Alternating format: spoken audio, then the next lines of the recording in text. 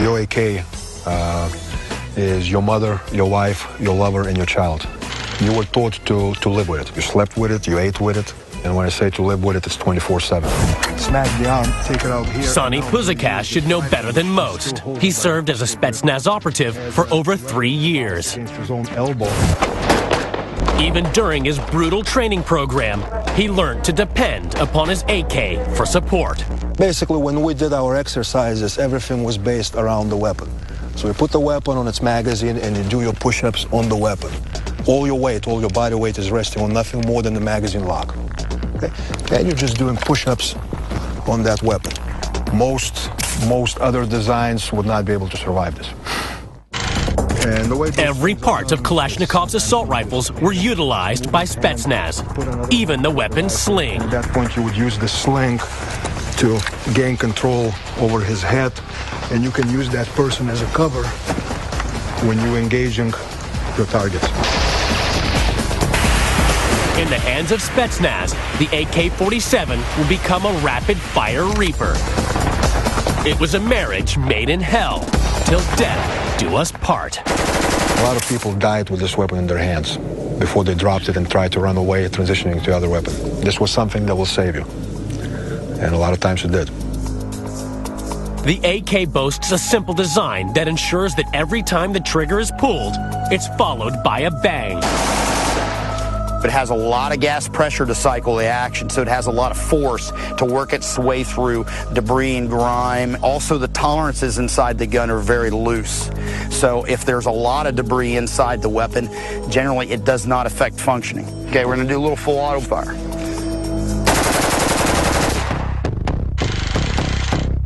Blood, guts, and dirt are the enemy of the internal workings of any gun.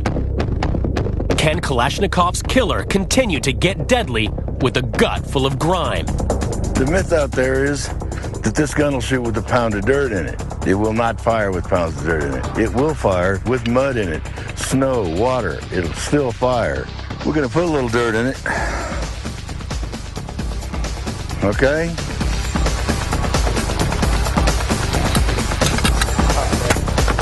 And we're going to test it and see if this weapon shoots. It will shoot with dirt in it. It's loud.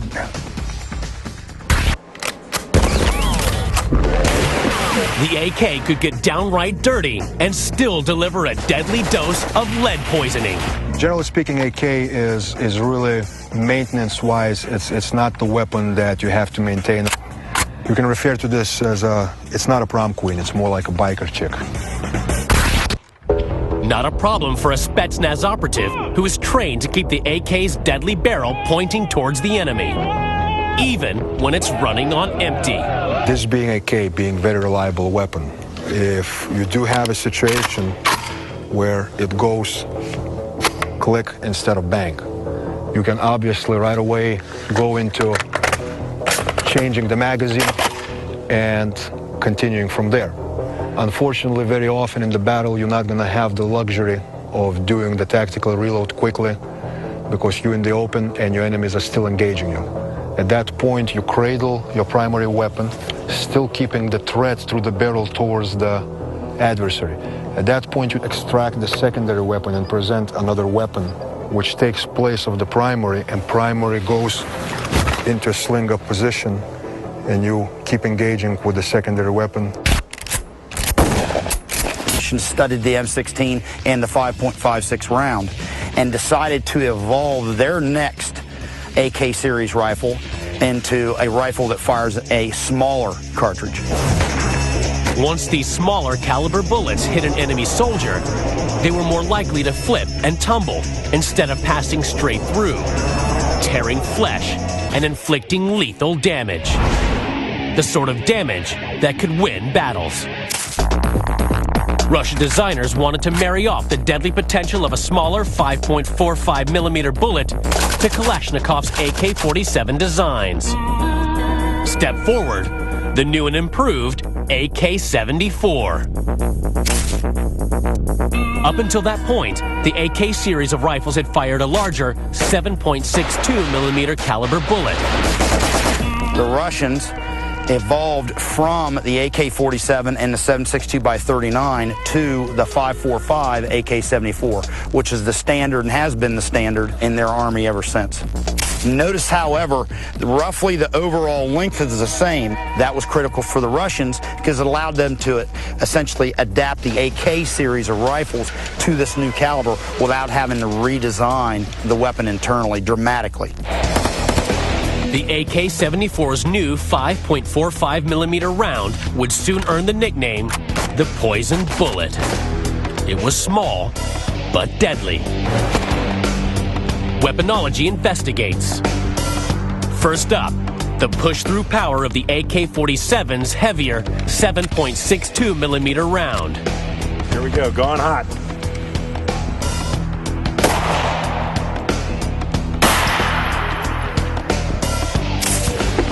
Bullet strike, obviously right about right here, actually separated the block.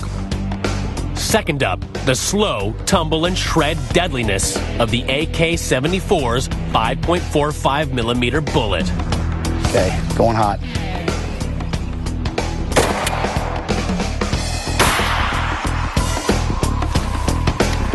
Okay, as you can see, the bullet entered here and actually impacted on the inside, did not penetrate through. Dramatic difference in the performance on a hardened object like cinder block or any other object along those lines. It might not look impressive, but the fact that the 5.45 millimeter bullet could not penetrate the block means increased battlefield effectiveness. While the AK-47's heavier 7.62 millimeter round would simply fly through a target, the AK-74's poison bullet tumbles face first upon impact, slowing and creating enormous damage to any enemy soldier.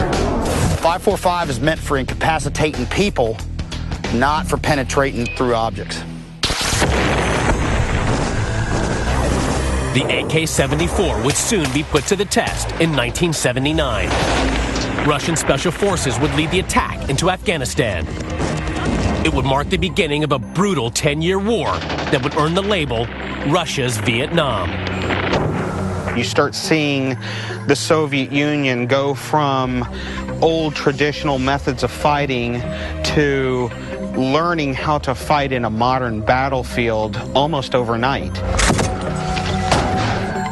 Fighting a guerrilla war in the mountains, Spetsnaz would ensure that the AK-74 unleashing its new poison bullet would be deadly effective.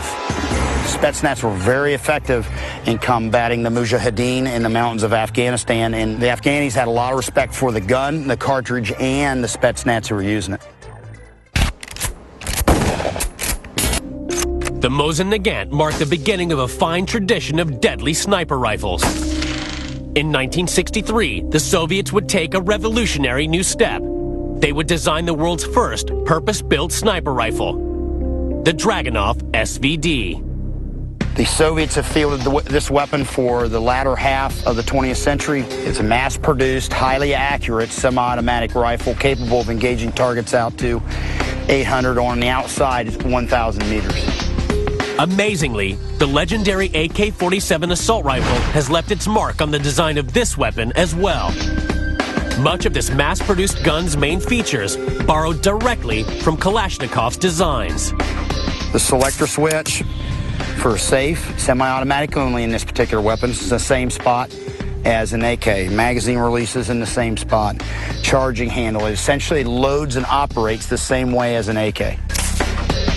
Weaponology investigates just how deadly the Dragunov is at a range of 250 yards. Let's go check it out.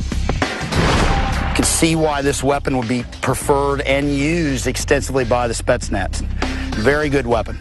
In a lot of ways, you could argue the Western world has struggled to catch up with what this weapon brings to the table in the designated marksman role. Keep in mind, this is not a hand-built weapon. It's a factory-built weapon that they were able to issue thousands of. You look good. Dead center hit, huh?